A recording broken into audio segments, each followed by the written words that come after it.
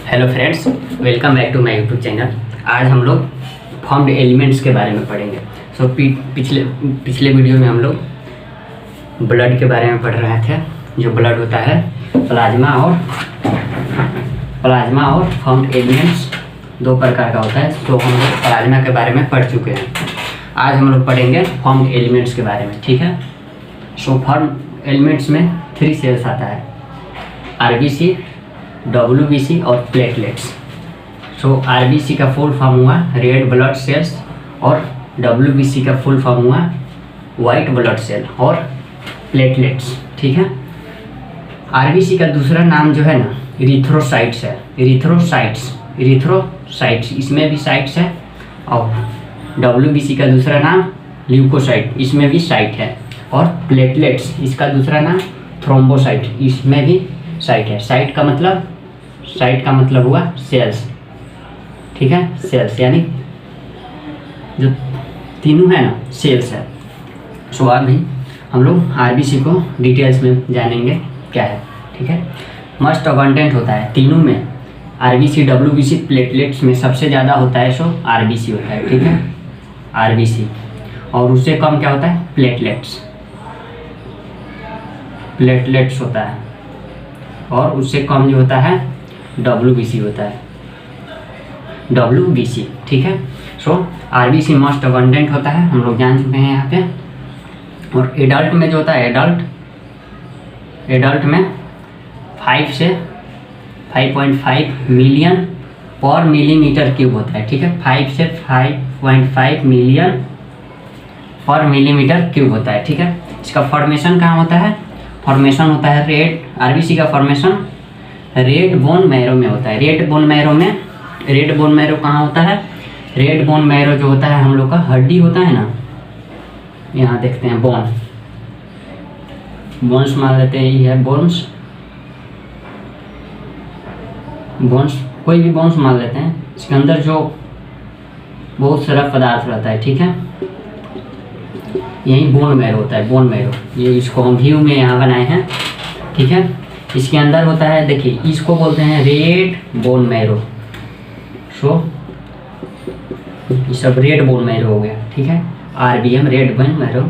और ये जो सेल्स है स्टेम सेल्स है, ठीक है। स्टेम सेल्स इसी से बनता है, क्या बनता है इसी से आरबीसी भी बनता है और डब्ल्यूबीसी भी बनता है, प्लेटलेट्स भी बनता है। प्लेटलेट्स सब इसी से बनता है, ठीक है। सो कैसे बनता है हम देखेंगे। फॉर्मेशन होता है रेड बोन मैरो में स्टेम सेल्स से क्या बनता है? स्टेम सेल से इरिथ्रोब्लास्ट बनता है। इरिथ्रोब्लास्ट मस्ट है, याद करिएगा। स्टेम सेल्स भी मस्ट है। स्टेम सेल्स इरिथ्रोब्लास्ट से मेरा आरबीसी का निर्माण होता है, ठीक है। तो हम लोग जान चुके कि आरबीसी का फॉर्मेशन कैसे होता है। Nucleus are not present, nucleus present नहीं होता है। आरबीसी जो होता है ना, आरबीसी में न्यूक्लियस नहीं प्रेजेंट होता है, इसलिए इसका शेप ऐसे होता है, बाइकॉन्केव टाइप का होता है, ठीक है। इसका शेप जो होता है ना, शेप बाइकॉन्केव होता है। और इसका कलर होता है red colours due to haemoglobin. Haemoglobin एक प्रोटीन है, ठीक है, उसके कारण होता है red colours. Iron Fe2+, iron containing complex protein पूछेगा क्वेश्चन में, हीमोग्लोबिन हुआ, इसी के कारण कलर जो होता है रेड होता है, ठीक है।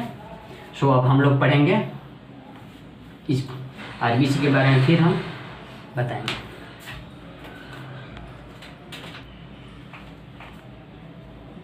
एक हेल्थी पर्सन में देखेंगे हम लोग, हेल्थी पर्सन में 12 से 16 ग्राम ब्लड होता है, ठीक है। 12 से 16 ग्राम हीमोग्लोबिन होता है इन 100 ml ऑफ ब्लड।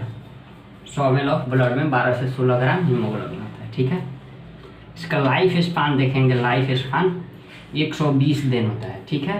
120 दिन के बाद क्या होता है? मैच्योर होने लगता है, यानी बुढ़ापा इसका आ जाता है, ठीक है। सो मैक्रोफेजेस इसको खा लेता है, ठीक है। ग्रियाड ऑफ आरबीसी, आरबीसी का कब्रिस्तान किसे कहते हैं? एस्प्लिन को कहते हैं। आरबीसी स्प्लीन में नष्ट होता है, ठीक है। ट्रांसपोर्ट ऑफ रेस्पिरेटरी गैसेस, इसका इम्पोर्टेंट रोल होता है, इम्पोर्टेंट रोल होता है, ठीक है। ट्रांसपोर्ट ऑफ रेस्पिरेटरी गैसेस, बस आरबीसी के बारे में इतना बहुत है। और होता है डब्ल्यूबीसी सबसे कम होता है, ठीक है, लेसर होता है 6000 से 8000 मिलीमीटर पर क्यूब, ठीक है। कलर इसका कलरलेस होता है, कलरलेस होता है, ठीक है।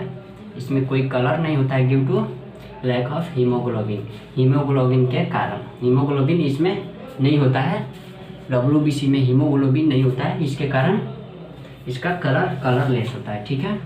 न्यूक्लियस आर प्रेजेंट, इसमें न्यूक्लियस प्रेजेंट होता है। इसका लाइफ स्पान 3 से 4 दिन होता है, लाइफ स्पान 3 से 4 दिन होता है। उसके बाद 2 कैटेगरी में बांटा गया है, ग्रेन्युलोसाइट्स और एग्रेन्युलोसाइट्स।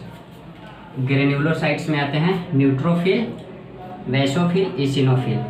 सो न्यूट्रोफिल सबसे ज़्यादा प्रेजेंट होता है, 60 से 65 फैगोसाइटिक होता है, ठीक है, जो बाहरी एंटीबॉडीज होता है उसको निगल जाता है।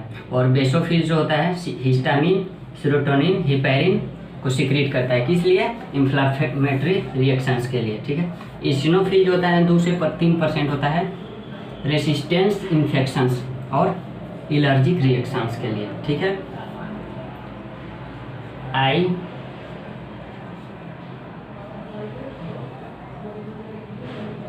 IgE, ठीक है, इतना याद रखिएगा। IgE इसिनोफिल्स का एलर्जी के लिए होता है IgE। और ग्रेनुलोसाइट 2 प्रकार का होता है, मोनोसाइट और लिम्फोसाइट। मोनोसाइट फैगोसाइटिक होता है और लिम्फोसाइट 20 से 25% होता है, बी लिम्फोसाइट और टी लिम्फोसाइट होता है। ये क्या करता है? Immune response of the body का प्लेटलेट्स के बारे में पढ़ते हैं। प्लेटलेट्स का फॉर्मेशन होता है कहाँ? बोन मैरो में, बोन मैरो में वही है stem cells. Mega karyocytes most important है, मेगा कैरियोसाइट्स से प्लेटलेट्स बनता है, ठीक है। इसका लाइफ स्पान होता है 3 से 7 दिन और ये 1.5 लाख से 3.5 लाख मिलीमीटर पर क्यूब होता है, ठीक है।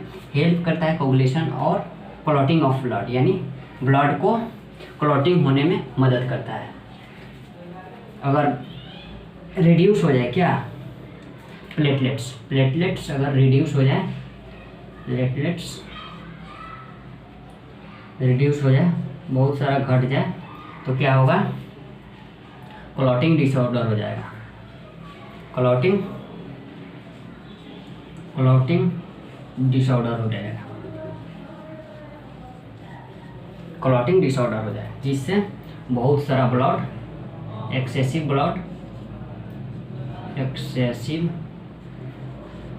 ब्लड लॉस हो जाएगा फ्रॉम द बॉडी से एक्सेसिव ब्लड लॉस हो जाएगा। इसको हम क्लॉटिंग फैक्टर बोलते हैं, ठीक है। अब हम लोग ब्लड के बारे में पढ़ चुके हैं। सो पढ़ते रहिए। All the very best, thank you.